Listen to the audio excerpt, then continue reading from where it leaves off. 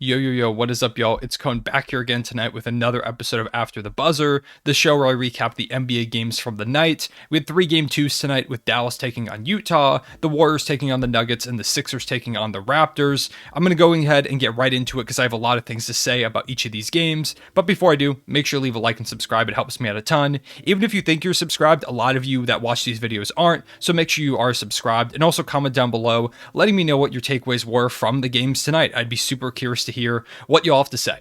Starting off with the first game, let's talk about Dallas versus Utah. If you watched my playoff predictions video, which if you didn't, go check that out. But if you did, you'll know that I personally thought that Dallas was a terrible matchup for them. To me, Dallas is like the worst case scenario for the Utah Jazz in this first round. A team that hits a lot of threes against a terrible perimeter defense. The Jazz rely a lot on the three ball, and the Mavs have a pretty good perimeter defense. It just felt like a super big mismatch, as well as when you consider that the Jazz have been really reeling in the second half of the season. The Mavericks had been on fire. It just felt bad, even without Luka Doncic. So, to me, heading into these first couple games, every game without Luka Doncic was a must win for me for the Jazz, because I think once Luka comes back, if he has any semblance of his normal self, I don't know if the Jazz stand much of a chance. And so tonight, heading into this game, to me, it felt like one they had to win, and they didn't. 110 to 104, the Mavericks come out on top, basically in almost exclusively due to the play of Jalen Brunson, who had 41 points, 8 rebounds, and 5 assists. He was dominant from three. He dribbled penetration, pull up mid-range jumpers, attacking the basket. Jalen Brunson was destroying them, and really anytime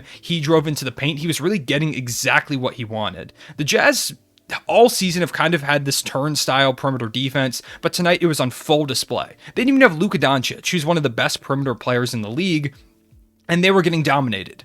Like, it was like nobody was even trying to stop anyone from getting into the paint. So Brunson would just walk down the court, get right into the paint, him or Dinwiddie. They would kick it out to a three-point shooter. They would knock it down, and it was just rinse and repeat while Brunson hit a couple mid-range jumpers, some pull-up threes, and that was it. There was nothing the Jazz could do. They couldn't stop them at all. I mean, Rudy Gobert was playing pretty solid under the basket, but it doesn't matter when they're raining threes on you. They're getting to their spots in the mid-range. Gobert also really wasn't getting out in the perimeter, which killed them because Maxi Kleber had 8 threes. He had 9 threes in the month of March as a whole. And he hit 8 tonight. He was 8 of 10 from 3. They just weren't guarding him. It was like their game plan was, okay, let Maxi Kleber shoot, which, all right, I guess so, because he's not been a great 3-point shooter as of recently. But when he hits 6 of them, maybe you should guard him once? They didn't even try. They made no adjustments to that. Maybe they just didn't have the personnel. Mike Conley didn't score. Donovan Mitchell kind of got into a little bit of ISO hero ball at the end of the game that didn't work out for them. He kept trying to do the same drive to the basket and attacking that wasn't working over and over again. Gobert got stripped of some rebounds. Overall, it was just a mess. And it shows what's been going on with the Jazz all season. They collapse late in games. They aren't able to execute. And once they face the smallest bit of resistance, they kind of just crumble. No perimeter defense. It was a disastrous game from a Utah team that really feels like they've got so many holes on this roster. If Luka comes back, this series is going to be over quick. Utah should not have let Dallas take a single game without Luka Doncic. Luka is a top 6-7 player in this league.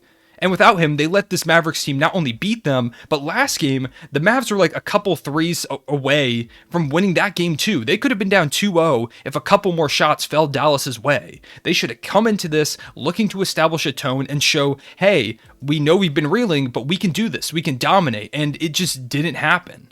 They looked dejected after the game ended, which I get. They lost to a team that they really don't have any business losing to if they really are real about being contenders, not that they are.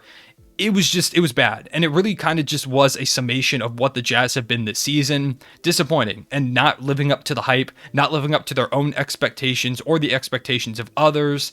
The Jazz really need to turn things around. If they don't turn things around quick, they're going to go out in 5-6 games, and the way I see it, and I think the way most people see it, this core that they have is coming to an end really fast. Mike Conley had 0 points on 0 of 7 shooting in this one. Donovan Mitchell kind of struggled, and there's been rumors about him and Gobert. Gobert kind of struggled. Overall, just not a great game from the Utah Jazz. They've got to be better than this, and if they're not, the Mavericks are going to make quick work of them. Beyond that, we had the two game twos where you had the Golden State Warriors and the Sixers both going up 2-0. We'll talk about the Warriors-Nuggets game first. Golden State just dominated Denver. It really was not close for most of this game. The Nuggets were leading after one quarter, 6-point deficit at halftime, and then really the third quarter is where it blew up, winning by 14 points in the third quarter. The Golden State Warriors, their 44 points in the third quarter were the most by any Warriors team in any playoff quarter since Steve Kerr started coaching them. That includes the 73-9 team. That includes the Kevin Durant teams.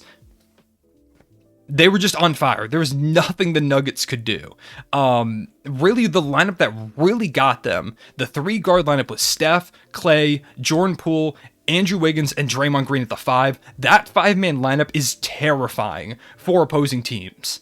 Especially when you consider the fact that, like, not even Nikola Jokic was able to take advantage of it. So if you are one of those other teams like the Grizzlies or the Suns, who they're probably going to have to face if they want to make it to the finals, you've got Ayton and Steven Adams, who are both solid centers, but they're not Nikola Jokic. So even if you have size, there's really not a lot you can do about it. They're running fast, they're hitting their threes. When the Warriors are on like this, they looked a lot like the Warriors that we saw at the beginning of the season, where they were dominant. They looked like they were going to make their way to the Western Conference Finals with pretty much ease. They're looking like that team, at least over the course of these first two games. Now, the Nuggets aren't offering a lot of resistance. There's just not a lot of perimeter defense on this team. It's pretty much Nikola Jokic trying to carry the entire load. There's not a lot of support on this cast. You had DeMarcus Cousins and Will Barton fighting on the sideline. No Nugget got over 12 points. Outside of Nikola Jokic, who had 26, 11, and 4 before getting ejected after getting frustrated late in the game. I don't blame him. I'd be pretty frustrated too if I was out there trying to carry this team, not getting much help, and Golden State was just running up and down, drilling threes, looking like they were having the time of their life on the other side of the court.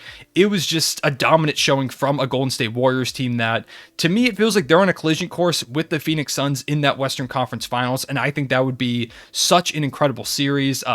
Steph Curry's coming off the bench, and they're winning by 20. Like, Steph's not even really fully healthy, and he did have a great game in this one. He had 34 points, 3 rebounds, 4 assists. Jordan Poole continues to ball out with 29, 5, and 8. He has the second most points through his first 2 playoff games on the Golden State Warriors, only behind Wilt Chamberlain. If you're in the conversation with Wilt, you're in pretty good company. 21 from Klay Thompson. Draymond Green had 6, 3, and 6, but of course, phenomenal defense, looking like the guy who earlier in the season was my pick for Defensive Player of the Year before he missed a lot of time. The Golden State Warriors just are clicking on all cylinders in this series.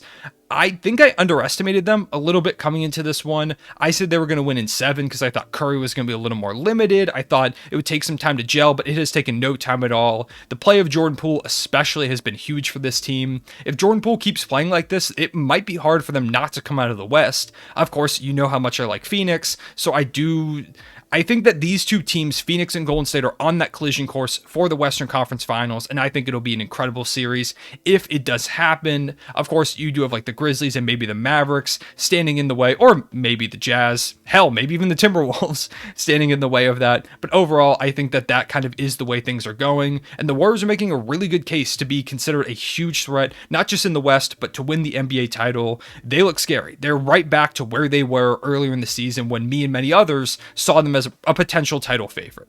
And finally, the 76ers faced off against the Raptors in what was a blowout. The Sixers winning by 25 points. Really, at halftime, this one was kind of over. The Raptors did kind of make a comeback in the fourth quarter, but they never really got it closer than like 10 or 11 points. It was kind of similar to last game where the Sixers went up big and then the Raptors started to climb back, and it felt like, oh my God, is this the Sixers again, blowing a big playoff lead? But it wasn't. The Sixers were just too good in this one. Fred VanVleet for the Raptors started off really hot and they cooled off terribly. OG Anunoby had a pretty good game with 26 points. Siakam had 20, 10, and 5, but they just don't really have an answer for Joel Embiid. He had 31 points and 11 rebounds. James Harden only scored 14 in this one. I believe he only shot 9 times, but he had 6 rebounds and 6 assists. You had 20, 10 from Tobias Harris, and of course Tyrese Maxey continues to be dominant in this series, looking like this real X factor for this Sixers team. He had 23, 9, and 8, including a pretty decent scoring explosion late in in this one once again that kind of helped extend that lead to a point where it really wasn't salvageable. This was a super physical game from pretty early on. OG Anunoby and Joel Embiid got double techs, or I think Embiid only got the tech like a few minutes into this game. Embiid got leveled on one play by Pascal Siakam that they didn't call a flagrant, which I didn't think it was. It was kind of just incidental. He kind of got sandwiched between Precious and Pascal Siakam. James Harden at one point kind of caught like an elbow to the head, or his neck just kind of got hit weird. It was a really, really physical game, which I think is what the Raptors wanted to do from the get-go. They wanted to be more physical with the Sixers. They were going to make them earn those foul calls. If they were going to go to the free throw line, it was going to be because they really did kind of take that physical contact. And I think the game plan was just kind of to wear them out, but it didn't matter. The Sixers continued to hit their shots. The Raptors really had to work for a lot of looks in this one, and even the wide open ones, they just couldn't knock them down. I don't think the physicality really worked to their favor. The Sixers just have a lot more bodies. They have a lot more size, and so I don't think it worked, especially without Scotty Barnes. Gary Trent Jr. only played for like 10 minutes in this one, and then he ended up sitting out with an illness. The Sixers just dominated. Right now, they're kind of similar to the Warriors. I think I might have underestimated them in this first round series. Of course, I do have the Sixers going to the Eastern Conference Finals, but even so, I thought this was going to be a 7-game series. Both out Scotty Barnes, I'm sure Gary Trent Jr. will be back for next game. But I think just without Scotty Barnes and overall the way that the series is going so far, I wouldn't be surprised if the Sixers kind of make light work of the Raptors. They kind of just seem to be clicking. Of course, that is super dependent on Tobias Harris and Tyrese Maxey. If they continue this level of play, the Sixers are going to be a really hard out in the Eastern Conference. But if they kind of waver a little bit, then I could see Toronto trying to climb their way back into this one. And even if the Sixers get out of it, they need this play of Tobias and Maxey to continue into the next couple rounds if they do want to win a championship. And I mean, what I've seen so far from Maxey, I think Maxey can do it. I think it's Tobias Harris that is really going to be the X factor, because through these first 2 games, he's been really solid. He's played some good defense. He's hit timely shots. It's just a matter of can he continue to do that. And I think having a playmaker like James Harden on the team really does help open up both Tobias and Tyrese Maxey's games, and of course Joel Embiid as well. And so I think that kind of free-flowing offense that they had going this game, and that they really have had these last 2 games, is huge for them, because in the past they've kind of gotten stagnant, and I think that is what led to a lot of their big collapses last season.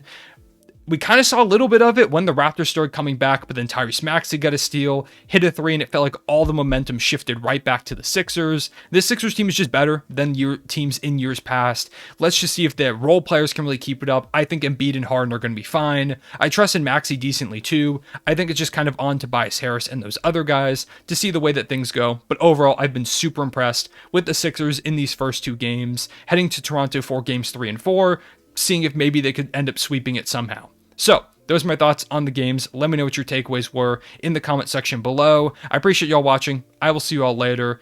Real one, say it back.